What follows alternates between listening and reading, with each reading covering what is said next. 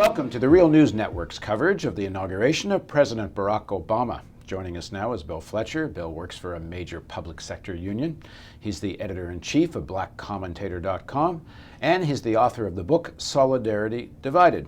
Thanks for joining us, Bill. My pleasure, Paul. And I'm totally surprised I got that entire introduction out of my mouth. So, Bill, during the election campaign, you took, for a progressive trade unionist, in some circles, I don't know, people maybe, it depends where you are in the political spectrum, whether you find this surprising or not, but some people close to you were very critical of Obama. They didn't find him progressive enough in his positions. You took a support of electing Obama. I think sort of critical support. That's correct. So where are you now? Now that you've seen his team is assembled, the transition team is clear, the cabinet, and much of the direction is clearer, what do you think now? I remain critically supportive, but I do have serious concerns in terms of his certain domestic choices and foreign policy orientations.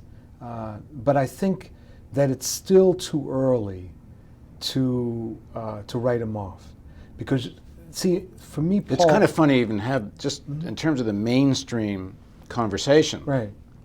There is such hope in President That's Obama, right. And the media and we're witnessing something akin to a European coronation. That's right. To even talk about the possibility of writing him off right now, That's for correct. some people, may be a kind of a discourse that may seem a little strange. But go on. Not only strange, but heresy. I mean, there are a lot of what's happening right now is actually makes me very uncomfortable, because there's a way in which it's almost like the canonization of someone. And I think that that's very dangerous. It's great to have hope. It's great to have enthusiasm. It's great to have excitement and have demands for what we want. But there's a way in which this is sort of blown out of proportion. And I think we have to always keep in mind who he is, what his actual politics are. And Paul, I think you and I talked at one point about how I believed that it was appropriate to have a honeymoon period of 24 hours after his election, right? And everyone laughed at that. But I said, no. Look at what happened in the first 24 hours after he was elected. He started moving, and his choices, whether it was floating the name of Larry Summers for Treasury Secretary, bringing Podesta on as the head of a transition, bringing Rahm Emanuel on, these were done within the first 24 hours. And I think that they were key indicators of a certain direction he wanted to go. Now, a lot of the people in the labor movement have been happy with his appointment of labor secretaries. Did that make you happy? I think, yes, she's good. She, Hilda Solis is an advocate. I mean, when you think about the labor secretaries of Clinton, and forget Bush, they barely knew what unions were. And their focus was less on labor and more on jobs, I guess you could say, in the Clinton administration, but not really seeing themselves as advocates for working people. It was almost like the Secretary for Economic Development. That's essentially what the Secretary of Labor position became. Hilda Solis is... working people are a special interest, I think. That's right. What we've been told. That's what we've been told. Even if it makes up the majority of the population. I know. That's what they say, Hilda Solis is an advocate for working people. And so I am feeling good about that appointment. I'm not feeling so good about a number of the other appointments. And I think, whether it's Hillary Clinton or whoever, that these appointments politically are more, not simply center, but I'd say center-right. And so you have this administration that's developing, that's ideologically center-right, I would say. Now, that leads some people to say, well, forget him, some people on the left.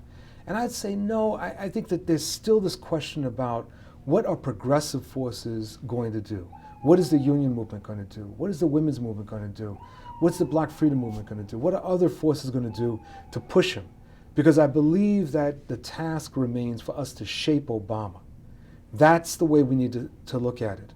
And unfortunately, if history is any lesson, or has any lessons, there will be those that will sit back and they will wait to see what Obama does.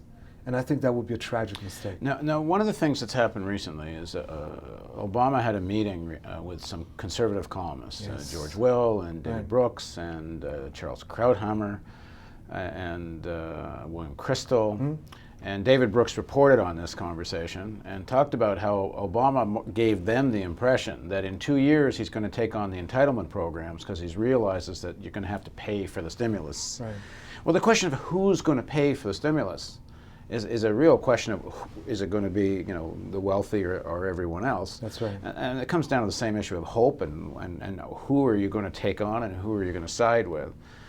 What's your thinking in terms of what we know so far? Well, we need to pay for the stimulus by reducing the military budget.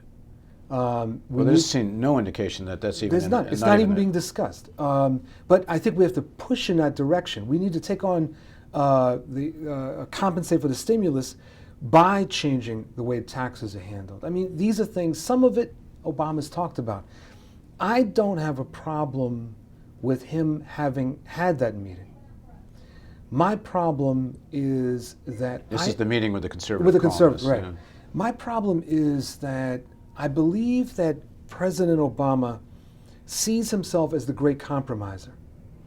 And one of the things that led me to be a critical supporter of his, as opposed to an uncritical supporter, is that during the campaign he talked a great deal about nonpartisanship. And I think that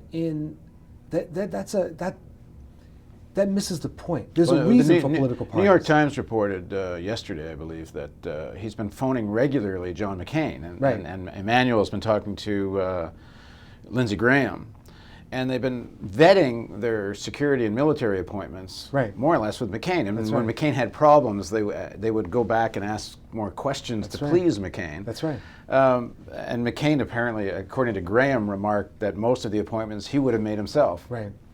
He meaning President Obama, seems to be more concerned with an openness to the conservatives than he is to people that are progressive. And this great compromiser, it's what I was saying before about the problem of this nonpartisanship rhetoric. There's reasons for political parties. There are different points of view. There are world views that are at stake. There's nothing wrong with that. And there's nothing wrong with him being a strong advocate for a particular point of view. That is what we need, particularly in a time of crisis. His attempt to